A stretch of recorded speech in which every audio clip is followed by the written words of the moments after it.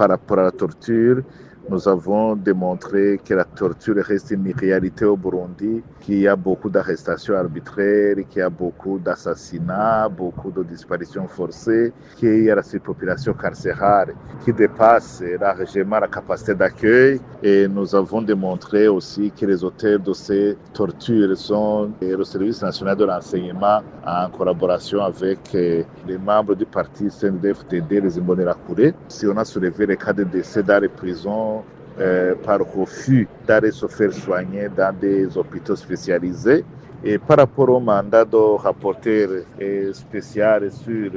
les défenseurs des droits humains, là nous avons soulevé la préoccupation liée aux conditions des défenseurs des droits humains, où nous avons démontré que les défenseurs des droits de l'homme font un travail incroyable en surveillant la situation des droits de l'homme à distance, mais qu'il y a des pressions politiques des autorités burundaises sur les pays d'accueil des réfugiés pour qu'ils extradent les réfugiés burundais, entre autres les défenseurs et les opposants. Les réfugiés sont soumis à des menaces d'expulsion forcée, à des restrictions de mobilité et à des refus de visa de la part des pays d'accueil. Nous avons soulevé la question de refus de visa aux défenseurs qui veulent aller dans des réunions, des conseils des droits de l'homme pour essayer de partager les informations liées aux violations des droits de l'homme. Et donc, nous avons montré ces défis. Et dans les réunions que nous avons effectuées avec certaines missions permanentes accréditées à Genève, nous avons démontré que la crise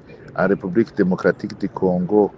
et la situation au Burundi sont profondément interconnectées à plusieurs niveaux, au niveau sécuritaire, au niveau économique et politique. Donc l'instabilité persistante dans l'Est de la RDC a des répercussions directes et indirectes sur le Burundi, un pays voisin qui partage avec la RDC des liens historiques, ethniques et stratégiques, et aussi en se basant sur